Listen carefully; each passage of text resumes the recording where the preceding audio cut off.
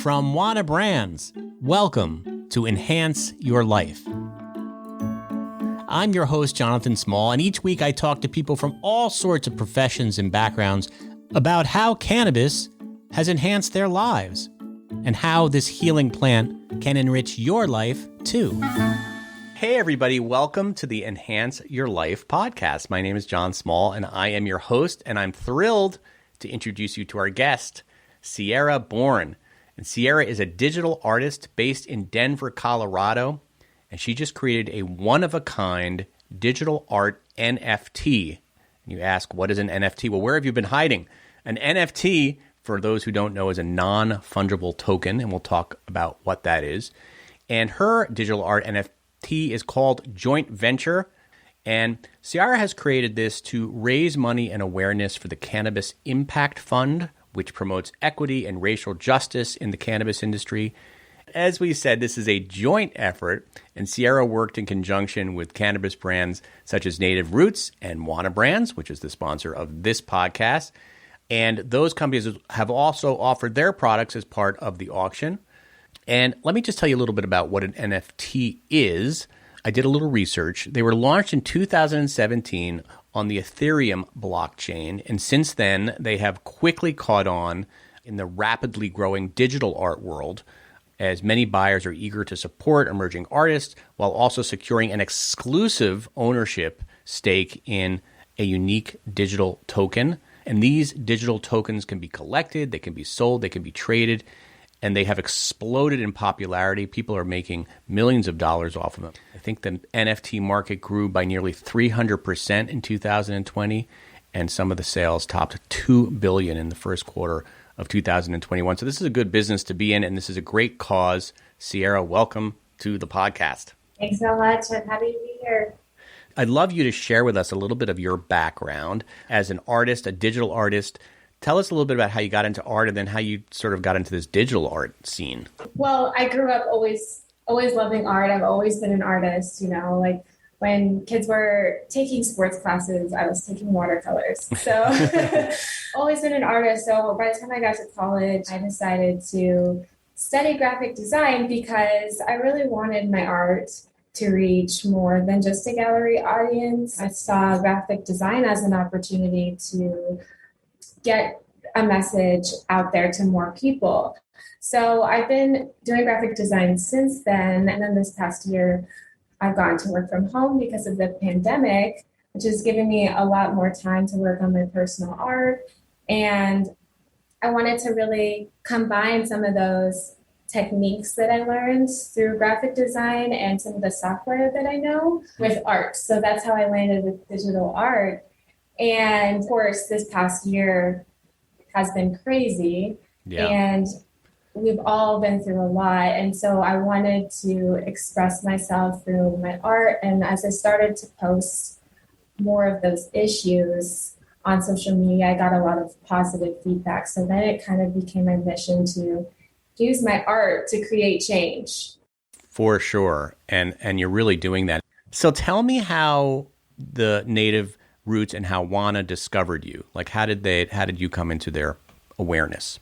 Yeah, so I actually got this opportunity through IRL Art, which is a collective of artists, thinkers, makers, doers, and they really just help build the art community through different opportunities. So I work with them on a lot of projects, so they were able to connect me with Wana and Native Roots on this project, and I think that they saw that I already had a passion for art that has a cause and has a mission. And so I was a good match for this one. Yeah, for sure. And I want to talk to you about this specific cause. But before we get there, I want to talk about a little bit about what digital art is.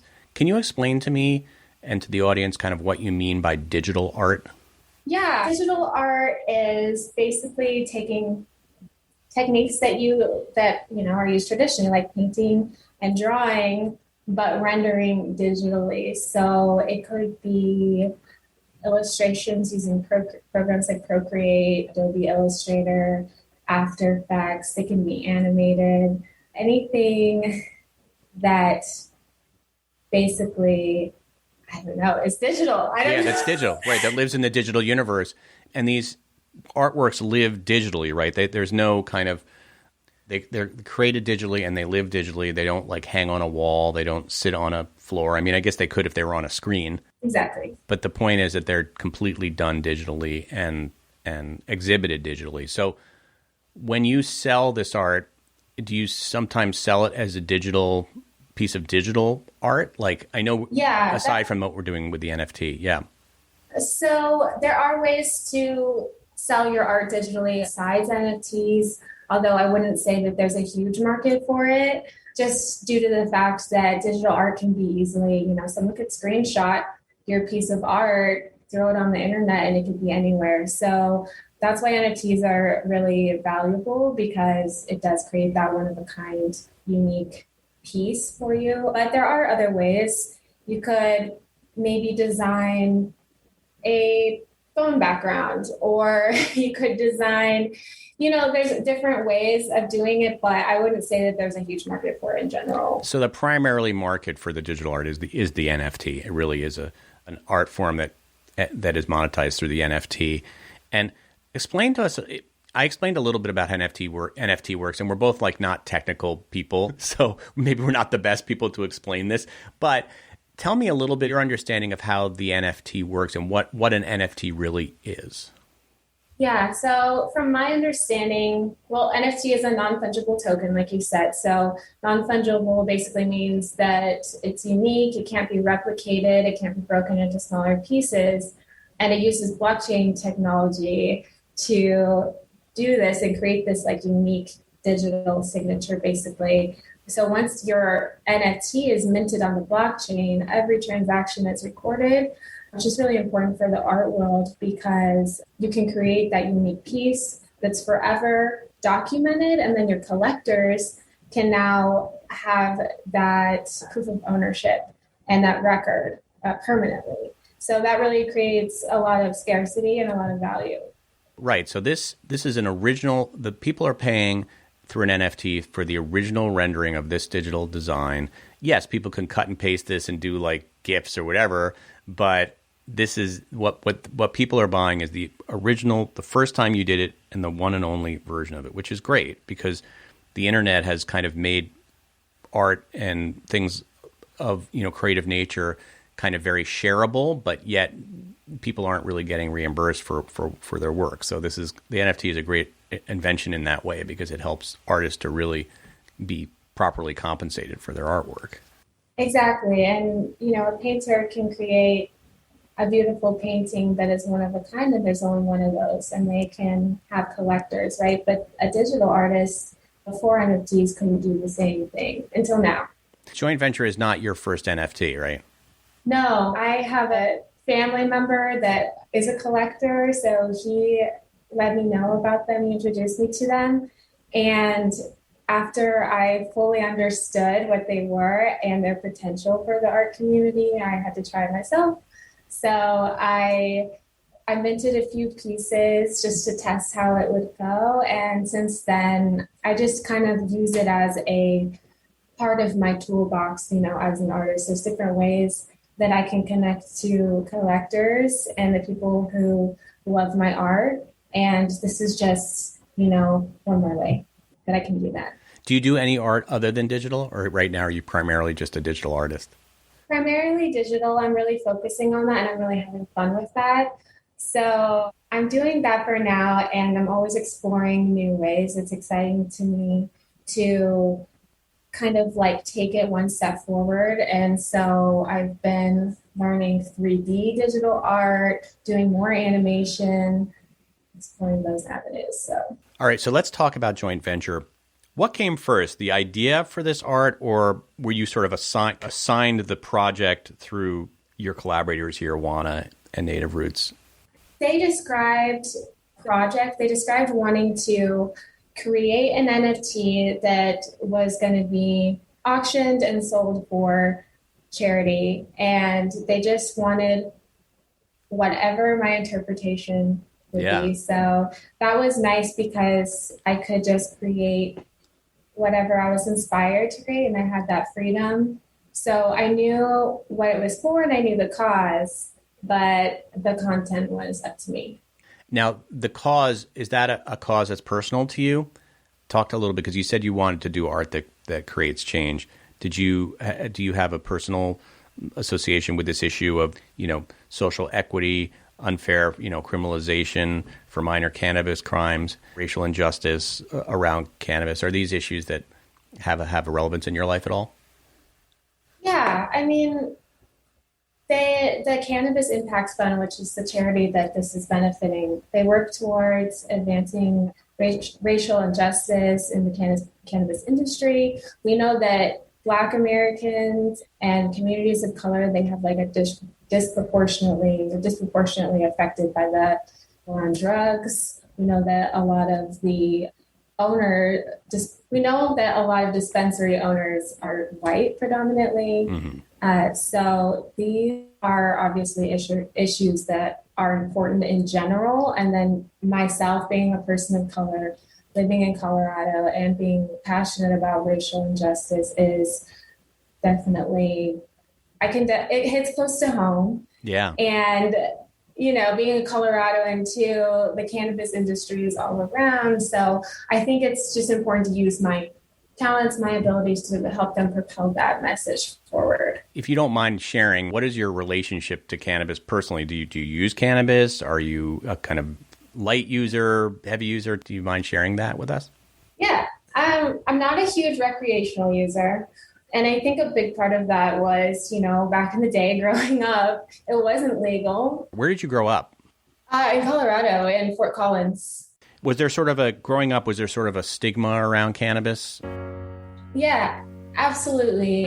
And just, the town I grew up in is also a predominantly white town. Mm-hmm. So it being illegal, I knew that the punishments could be worse for someone that looks like me. And there's always that fear of interaction with law enforcement, in the Black community. So I think that played a lot into the reason why I'm not a huge recreational user to this day. But since then, I do use CBD to help with my anxiety, and I've seen what it has done for a lot of people around me, like my mom, who has had several spinal surgeries. She uses that for pain relief. Yeah, I think there are a lot of stigmas still. I think I see them breaking down over time, but yeah, no, I get it, and it can, once you have that stigma in your life, it's hard to overcome that. But I'm glad that you've found people in your family have found some use and relief through using cannabis. So tell me about this specific piece of art that you created called Joint Venture. For those who are just listening, it's kind of hard to explain, but I will do the best I can, or maybe I'll have you explain it. What is the concept behind this piece of art? I can describe what it looks like a little bit too. So basically, it's an animated piece that shows a pot leaf smoking a joint in his little jar. Yeah. And a lot of my artwork is pretty lighthearted, even when it addresses like serious issues. So I wanted to do something fun and lighthearted while still addressing this issue of racial injustice in the cannabis industry. So the jar represents sort of that confinement that people of color may feel around these issues and in the industry. But instead of feeling trapped in this jar, the leaf is just kind of hotboxing it and playfully sending that message. Here I am thriving despite my circumstances. And even though I'm given this limited space, I'm taking advantage. Yeah. So that was kind of my thought process behind it. What has the reaction been like when you handed that in as your piece? What was the reaction? I think they like it. I think there's a lot of laughs because I think it's so it's just playful. Yeah, it's cool. I love the sort of contrast between like a kind of a serious issue and you having fun. And it's not like you're poking fun at it, but like you said, you're taking a different approach to it. Yeah, and I don't think you need to always send a message literally. I think you can convey an overall mood through color and style and animation. So that's what I was trying to achieve with this one. How is it as an artist doing things digitally and then doing things, whatever, non-digitally, I don't even know what you call like that kind of art. Traditionally. Yeah. Is there a different way that you approach it? Do you think about it differently? I think about it a bit differently only because if there's animation involved, it depends on what platform it's in. If it's an NFT, there's certain things you have to take into consideration when it comes to process. So it does, I think, affect the style a little more. It's a little more planned and a little less organic. But the tools that we have these days are amazing. You can mimic the weight and strokes of a paintbrush with an Apple Pencil, So I don't think it's too different. You just kind of have to plan ahead. Yeah. What programs do you use? I'm just curious, like when you're creating your art. I start in Procreate because they have those wonderful brushes that act like a pencil or a paintbrush. So I use that for my preliminary design so I can freehand. And then I move it to Adobe Illustrator where I turn them into layers, and I like to add the shadows and highlights, render those all in Adobe Illustrator and colorize all of that good stuff. And then if it's animated, then I'll then move those layers into Adobe After Effects. So kind of a 3-step process. Yeah. But it's what works for me so far. Yeah. Have NFTs really changed the game for artists? It's hard to make, let's face it, it's hard to make a living as an artist. I guess you could be a graphic designer, which I know you have a background in. But do you feel like this is something, like, are you noticing for yourself and for maybe some of your colleagues, like this could be something where you could really make a living, like creating this kind of art? Yeah, I do think that there are a lot of artists that can make a living just selling NFTs alone. However, I get the impression that when people first hear about them, that they think that it's an instant moneymaker. And that's not necessarily true. Like any piece of art that you sell, you need to have a fan base, you need to connect with your audience on a regular basis, have a lot of social following, all of that good stuff so that people are aware. Because if you think about it, and you're an artist trying to sell your art piece, how many fans know what an NFT is and understand that? And then how many of those people actually want to take the step to purchase one? It's a very small group right now. So hopefully it'll get bigger and bigger over the years. And I think it will. NFTs are just an amazing opportunity for digital artists, but also in other industries like the entertainment industry, sports industry. There's just a ton you can do. Even physical art, you could attach an NFT as a contract. So yeah, the possibilities are endless. Do you think, so you don't think it's a passing thing? Like you think it's going to last and evolve and more and more people are going to find out about it? Yeah, I think the craze that's going on right now might die down a bit, because I think the whole, people selling his piece for $69 million was like, everyone was like, okay, what is this? But once you start getting into it, I think it does take a lot of education. It takes a lot of dedication for self-learning. So I think that the initial craze might be dying down, but I think definitely NFTs are here to stay. And they're working on other ways creating them too. So not only the Ethereum blockchain, but there's some others out there as well. So I think it can be big. Yeah. Well, I hope joint venture is big for you and for the cannabis industry and for the cause that it's behind. What advice do you give to other young artists? You're successful and you're growing your art and your career, but getting people wanting to get into the game now, what advice would you give them, or what advice do you give them? I think it's important as an artist starting out to be open to any possibilities instead of predetermining, I'm going to be this type of artist. Like, I'm going to be a mural artist, right? And then you're shutting down all these other opportunities. So I feel like it's important as an artist to really explore all avenues. And once you've done that, you meet a ton of different people and network. So that's really important. And then you can start to narrow in on what is the most successful for you and what you enjoy doing the most.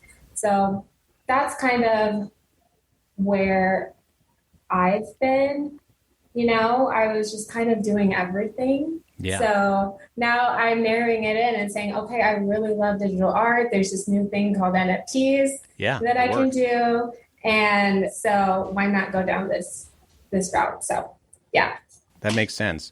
Well, Ciara, this has been really illuminating, and I love talking to you. Tell our listeners where they can find out more about you. Instagram is where I post most of my work, so you can keep up with me there. I post a lot of my stories, and you can just see everything that I'm working on. What's your Instagram handle? My handle is at Ciara Design Studio. It's that same handle at Ciara Design Studio for TikTok.